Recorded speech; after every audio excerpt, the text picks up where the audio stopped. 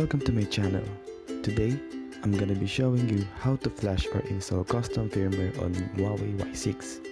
To start with, if you are new to my channel, please do like and subscribe and hit the notification bell as well so you'll always be updated every time I make a video. Let's start! Ang una mong dapat gawin ay i-download ang file na ating gagamitin.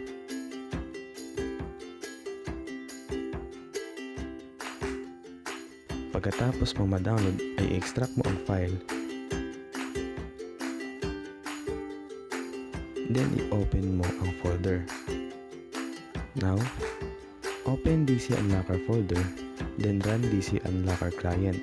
Bago mo gamitin ang DC Unlocker, kailangan muna na enable ang manufacture mode ng iyong phone para ma-detect ng DC Unlocker ang iyong phone. At para ma-access ang manufacture mode, i-type sa dial pad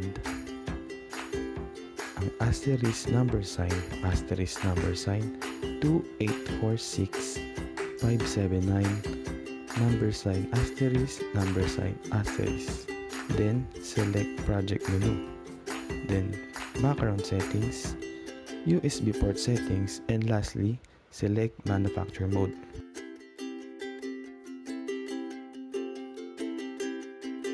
Pagkatapos ay i-connect mo na ang iyong phone sa iyong PC, kailangan muna i-install ang USB driver para sa phone. Open ADB Toolkit folder at extract ang file.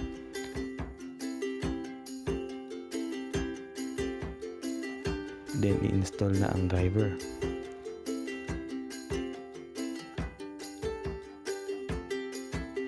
After ng installment, balik tayo sa DC Unlocker.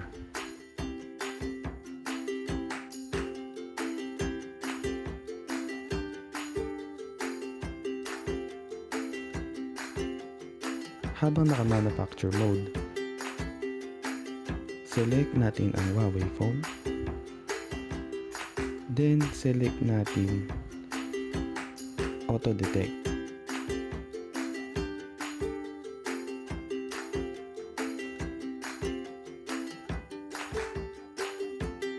Pagkatapos ay click search button at automatic na madedetect ang iyong device.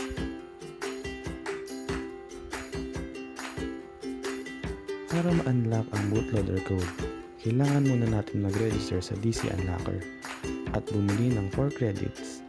Ang 4 credits ay equal sa 4 euros at nagkakahalaga sa atin ng 230 pesos. Kailangan to para magamit ang unlocking feature ng DC Unlocker. Para makapag-register, just click Buy Credits at magdadirect na ito sa registration site ng DC Unlocker. Fill up lang sa registration at pagkatapos ay pumili ka ng payment method. Pwede kang gumamit ng credit card or debit card at maaari mo rin gamitin ang iyong PayPal. Ang ginawa ko nung ako ay nag-avail ng credits ay nilink ko ang debit card ko sa PayPal at PayPal na ang nag-process nito. Don't panic dahil 110% na legit to at agad na papasok sa account mo ang binayaran mong credits. After nyo makagawa ng account, sila na ang magbibigay sa inyo ng password kasama ang 4 credits. Buksan ulit ang DC Unlocker, then open server. Ilagay ang username at password pagkatapos ay pindutin ang check login. Lalabas sa screen ang status ng iyong account na mayroong 4 credits. Pagtapos, open unlocking, then select read bootloader code.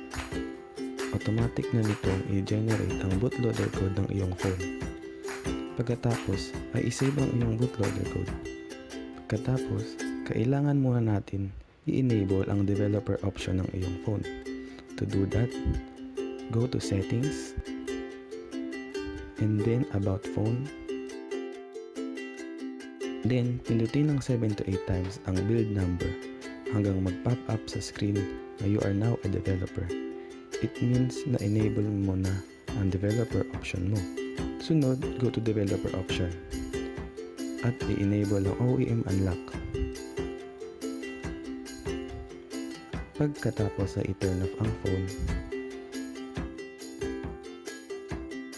bubuksan mo ulit ito, press power button kasabay ng volume up button at ito ay mag-boot sa bootloader.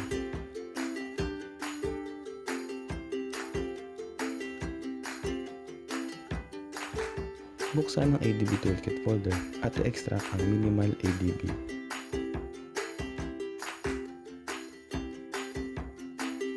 Pagkatapos ay open ang CMD here file, then run CMD here.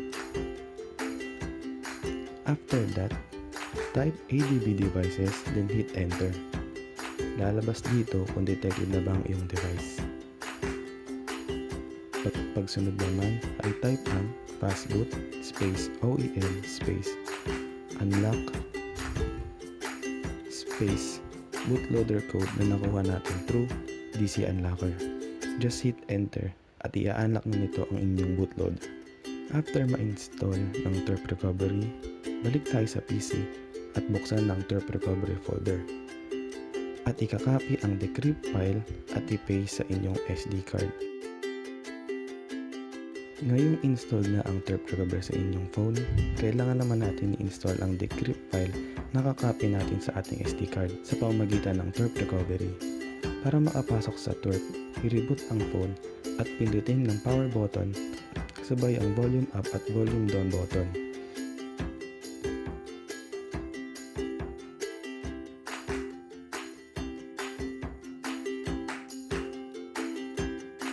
Pag naabot na sa recovery, click Mount, then select Vendor, then press Home. Then go to Install, then select Storage, choose Micro SD card, then open the decrypt file and install it.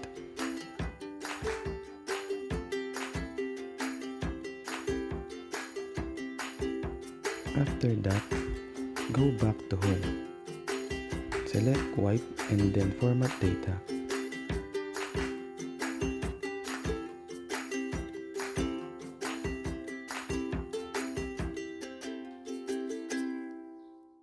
Type Yes to continue.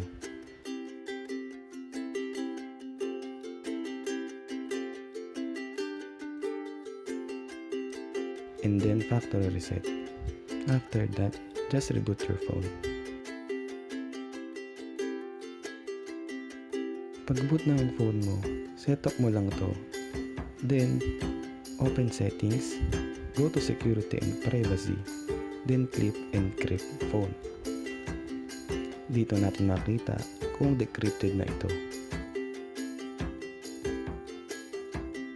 Pagkatapos, ay i-reboot ulit natin ang ating phone sa recovery. Ngayon, punta naman tayo sa recovery. Punta naman tayo sa backup. Check vendor, kernel, at RAM disk. Kung walang RAM disk, just select e-recovery RAM disk. Then select storage na paglalagyan ng backup. And then click backup. Go back to your computer, then make a copy of your backup. After nun, i-copy natin ang firmware at flames gaps na gagamitin natin.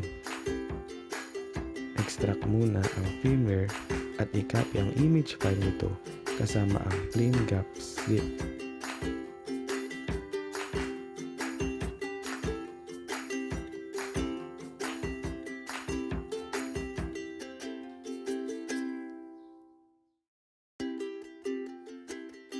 Pagkatapos ay i-boot ulit natin ang ating phone sa recovery. Ngayon naman ay i-wipe muna natin ang stock firmware. Just select Wipe, then check Cache, Dalvik, Data, System at Internal. External lang ang ititira natin. After wiping, go back to Home.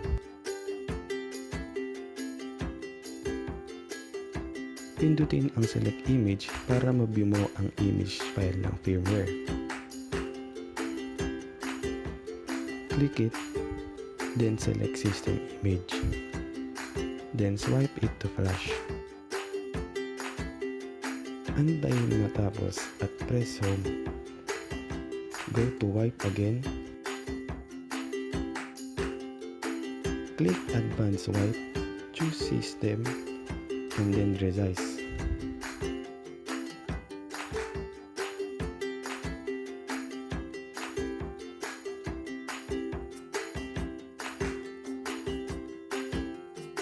Sa una talaga ay hindi ito gagana. Magpupula ito and it means failed ito. Hayaan lang dahil normal to. Now, reboot to recovery again. Then repeat the procedure. It should be working this time. After that, then install naman natin ang flame gaps. Click install. Select zip file at i-flash ang flame gaps. After installation, just click swipe Dalvik catch, and then after that, reboot again your phone. Congratulations! Na-install na ang Cosam firmware sa inyong Huawei Y6. After ma-setup ng phone, you need to enable first its navigator bar. Para ma-activate yun, go to settings, PHH treble settings, then go to MISC features, then click force navigation bar enabled. It should be working by now. Wala pang camera app ang firmware na to, kaya ang gagawin mo lang ay i-copy ang Gcam app na nasa loob ng apps folder at i-install ito sa iyong phone. Ayan lamang, maraming salamat. Kung nagustuhan mo at natulungan ka ng aking ginawang video, please don't forget to like, subscribe, at hit mo na rin notification bell para lagi kang updated sa mga ginagawa kong video. Salamat!